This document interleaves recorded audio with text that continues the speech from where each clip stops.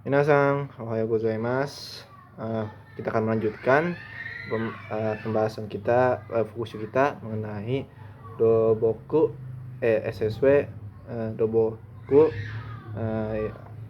Pada sebelumnya kita sudah sampai dengan namanya itu Katawaku Koji ya, atau pekerjaan casting. Nah, habis itu selanjutnya kita akan masuk ke Konkrito Aso Koji atau pemompaan beton. Nah, pekerjaan pemompaan beton itu kan biasanya dilakukan setelah pekerjaan casting selesai. Nah, jadi mukashi atau di sini tuh mukashi atau zaman dulu dahulu jadi bahan-bahan semen dan itu dicampur biasanya itu di lokasi konstruksi. Nah, ini tuh biasanya untuk membuat beton ya. Nah, kemudian biasanya hasilnya ini semennya ini diangkut dengan namanya tuh neko, atau yang kita biasa tuh pengangkut yang roda satu ya, tahu ya namanya lah. Habis itu dituangkan ke dalam bekisting sambil diaduk supaya nggak ada air pocket atau apa sih namanya, udara yang terjebak di situ. Jadi diaduk supaya semuanya nggak ada udara lah. Nah, biasanya ini hal seperti itu disebut dengan pekerjaan tanah atau dengan namanya itu doko sagyo. Nah, sedangkan pada saat ini ya, di masa ini beton tuh kayak beton dan semen tuh beda lagi ya ini ya. Sekarang mereka tuh kualitasnya udah dikontrol dari pabrik dengan adanya seperti ada yang seperti dengan produk seperti ready mix concrete atau biasa disebut dengan beton siap pakai. Nah, biasanya ini tuh hal yang udah kayak gini tuh langsung dari pabrik diangkut ke lokasi konstruksi oleh truk, habis itu dipindahkan ke mobil pompa. Nah, dari mobil pompa ini tuh biasanya langsung dituang ya ke area yang ingin dipakai semennya. Habis itu selama proses penuangan juga nih kita harus supaya nggak ada udara atau tekan gelombang udara di dalam beton. Jadi biasanya ada alat getar yang supaya kayak konkretnya tuh rata lah.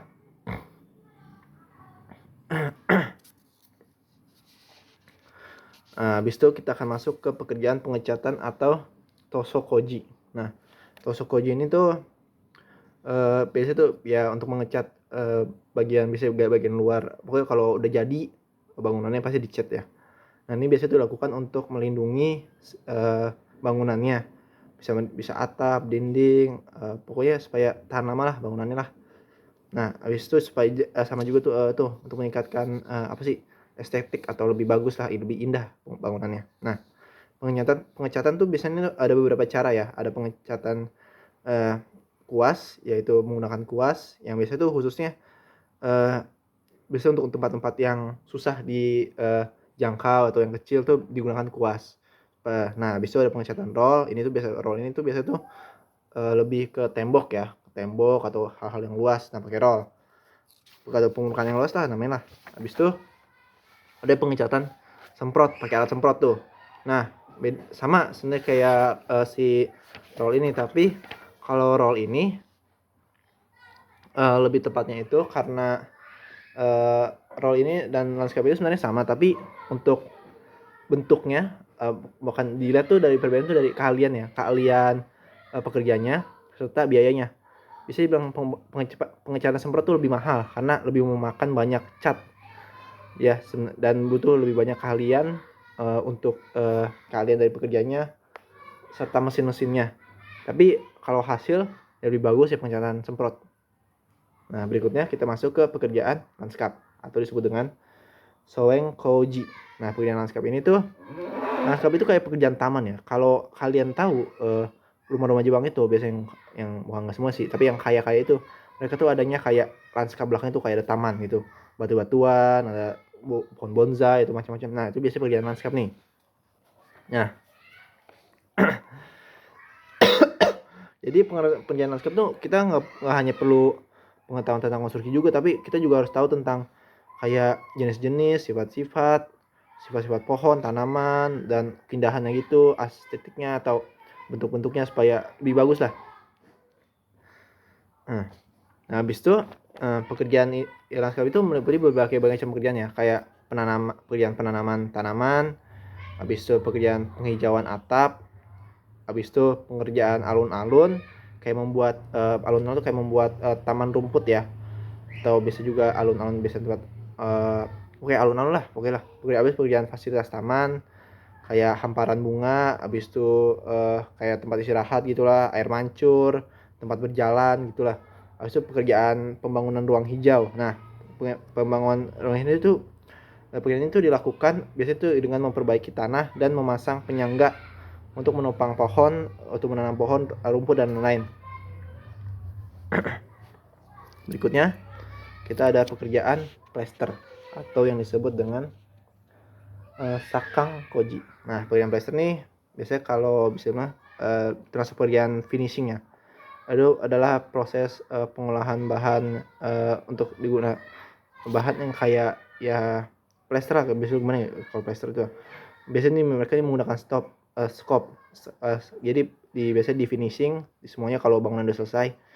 Ya mirip dengan pengecatan tapi sih lebih tepatnya tuh alat yang digunakan ya berbeda ya. Soalnya mereka lebih pakai scope atau alat-alatnya sangat beda lah pula.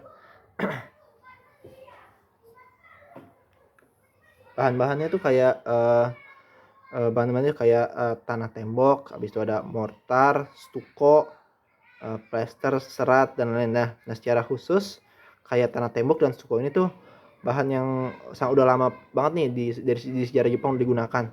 Nah, karena pekerjaan ini kan berhubungan dengan itu ya, dengan dinding luar dan eksterior bangunan ya.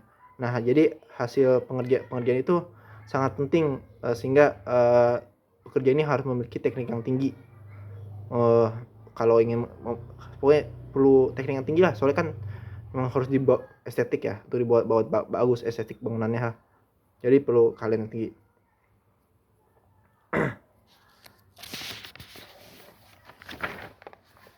Nah, pekerjaan plesterannya itu sebenarnya biasanya di ada depan pekerjaan fisik itu disebut ada dua macam ya, yaitu tokidashi, pengampelasan, dan araidashi atau pengeluaran. Nah, kalau tokidashi nih itu pekerjaan finishing yang mengamplas permukaan material batu agar rata dan mengkilas. Sedangkan untuk araidashi itu metode finishing yang memperlihatkan kayak batu-batuan kecil itu yang di permukaan. Jadi setelah baju dicampur di semen atau bermakai kapur atau pakai macam-macam lah, lalu diulenin dan disebarkan pada permukaan konstruksi supaya bisa digunakan untuk pokoknya kayak untuk estetik lah kalau ada batu-batu kecil gitulah. Nah, berikutnya kita ada pekerjaan pertukangan konstruksi. Biasanya ini tuh berkaitan dengan pembangunan bangunan kayu ya, kayak kuil Shinto, kuil Bunda. Nah, itu biasanya sangat berkaitan dengan pekerjaan seperti ini. Nah, bangunan pekerja yang melakukan ini tuh disebut dengan tukang kayu bangunan atau bahasa Jepangnya itu kenchi kudaiku. Nah, konstruksi perumahan yang sedangkan dalam konstruksi perumahan sering disebut oleh perusahaan kecil yang disebut dengan perusahaan rekayasa atau komuteng yang menangani segala hal yang bisa mulai dari desain hingga memproses kayu. Habis itu memproses kayu, konstruksi dan manajemen konstruksi dan lain-lain. Tukang kayu juga, tukang kayu lagi. Tukang kayu pekerja ada istilah untuk pekerjaan tukang kayu itu ada berbagai macam ya. Ada tukang kayu kota yang habis itu tukang kayu bangunan, tukang kayu kuil dan tukang kayu bekisting. Nah, tukang kayu kota tuh yang paling umum biasanya di Jepang ya. Tukang kayak atau disebut juga dengan tukang kayu rumah. Sebutan biasanya tukang kayu rumah atau disebut dengan kaokutaiku. Jadi banyak orang Jepang tuh membayangkan tukang kayu kota tuh kayak ketika mengenal tukang kayu yang membangun rumah kayu lah misalnya lah. Nah kalau tukang kayu pembangunan ini biasanya itu berkaitan dengan dekorasi interior seperti pintu Jepang lah, atau yang berkaitan dengan Jepang, dengan rumah Jepang kan kalau tahu rumah Jepang udah tahu ya gimana bentuk rumahnya ya. Itu tukang kayu kuil ya, nggak usah dijelasin lah gimana sih nih dengan berkaitan dengan kuil ya gitulah. Habis itu terakhir kita masuki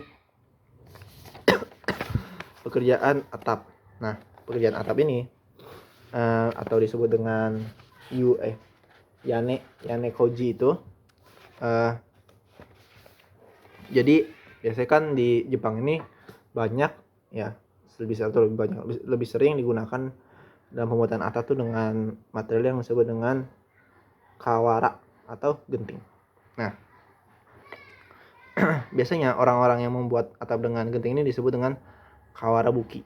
Nah genting ini tuh biasanya terbuat dari tanah liat, ya tanah liat ya bentuknya gimana sih ya, dibentuk habis itu dibakar, tau lah gimana sih bentuknya. Nah ada juga material atap lainnya kayak yang terbuat dari logam. Adapun juga material yang digunakan untuk pengetahuan dan teknik konstruksi terkait pekerjaan ini tuh kayak untuk mencegah masuknya hujan yang disebut dengan amejima atau tutup hujan. Nah selain itu, karena pekerjaan ini dilakukan di tempat dengan kemiringan ya atap lah, diperlukan perancah dengan kemampuan kerja yang baik dan perilaku yang aman lah. Pekerjaan atap tuh tidak hanya memasang atap aja ya, tapi juga ada beberapa pekerjaan lainnya kayak pekerjaan penggantian atap, itu melepaskan material atap yang ada dan lembaran anti air lalu menghampar, lalu diganti dengan hang baru. Pekerjaan pelapisan atap itu adalah pekerjaan yang melapisi pekerjaan peletakan material baru di atas atap yang sudah ada lah. Pekerjaan perbaikan stuko,